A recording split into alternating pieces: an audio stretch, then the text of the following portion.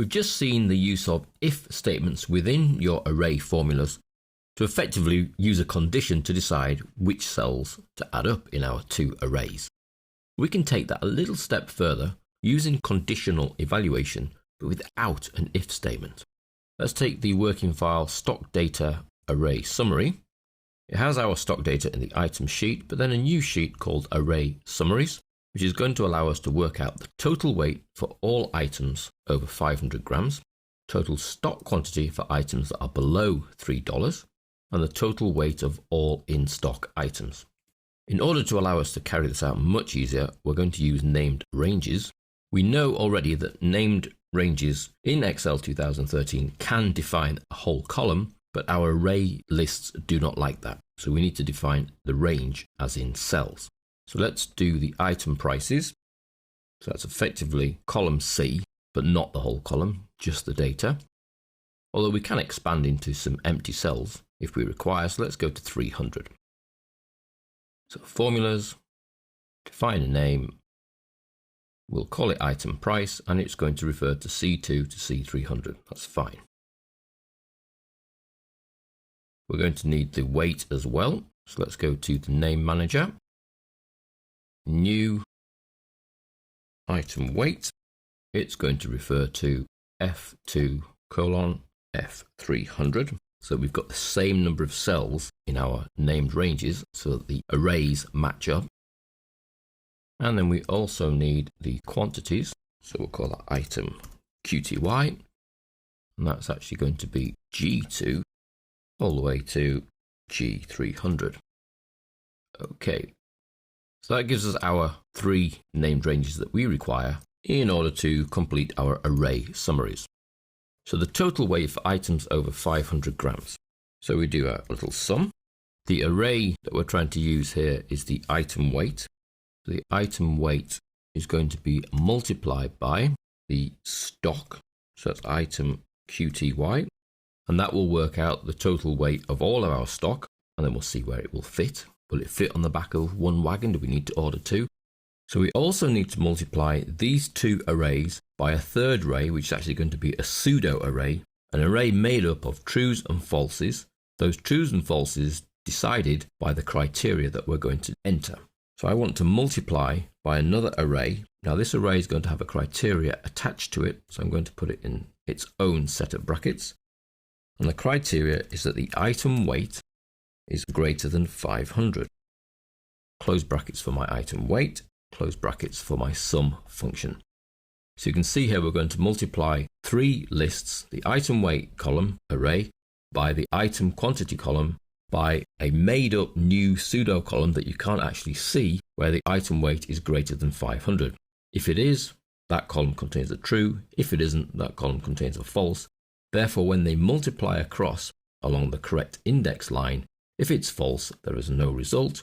If it's true, then the multiplication takes place, item weight times the item quantity. Now don't forget, this is an array formula, so it will only work if we hold Control Shift and then return. And the result is 102,325. Now we can format that so that it shows us decimal places by simply using the comma format option. And that way we get a comma at the 1000 point and 0.00 as the decimal places. So we saw there that we're effectively adding in another column, a pseudo column, which either has a true or a false, dependent on the criteria we supply. So we could do a similar thing for the total stock quantity for items that are below $3. So that's equals sum. And then the columns we are interested in is the stock quantity. So item QTY multiplied by our pseudo column, which is going to be the item price being below 3. So we close the round bracket for our item price criteria, and then for the sum, and then Control Shift Enter to turn into an array formula, and we get NA.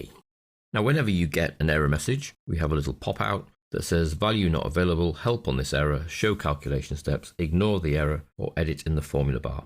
Well, in fact, the problem has not been caused by our formula. That is spot on, really. The problem has been caused by the named ranges, which we created to make life easier for us. Let's go into the name manager, and you can see that item QTY is actually now gone to 302 cells instead of 300. So the arrays do not match up, which is where the problem has been caused. So we come in here to edit the range, and we make that a 300 again. And we'll make that a lot easier on itself if we fix it. So we add in the dollar there to fix the number of rows so that it cannot change it itself, which is what is happening when we're using it in different cells. So we'll tick that so it saves the change. That will be now fixed at 300 rows and cannot extend. And we see that our formula is then quite happy to work. So you have to be a little bit careful when creating and using formulas that what's causing the problem is not our formula, as that is spot on our array formula there. It's the named ranges behind it that were causing an issue. So again, we've used one array here that we want to do the calculation on, and then we've only got one more array, but it's our true-false array. So a list of trues if the criteria is met, a list of false if not, and then the sum will only work out the true sums. Let's look at one more that uses two criteria, so total weight of in-stock items. Now we'll need to just add another label in here to make it use two criteria, total weight of in-stock items over 300 grams. That way we're needing to check two of our arrays. We start the same, equals sum. We're looking for the item weight to be multiplied by the item quantity to be multiplied by the criteria. Now our criteria are that the item quantity is greater than 0, and so we just multiply by another criteria array, and the item weight is greater than 300.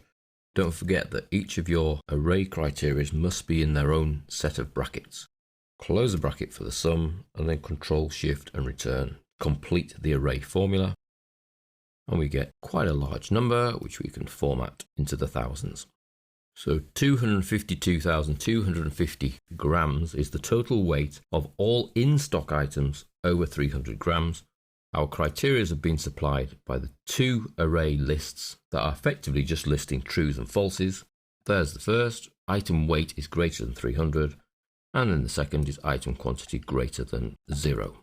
Each of these true and false column arrays are then multiplied by the quantity and the weight to get the total weight.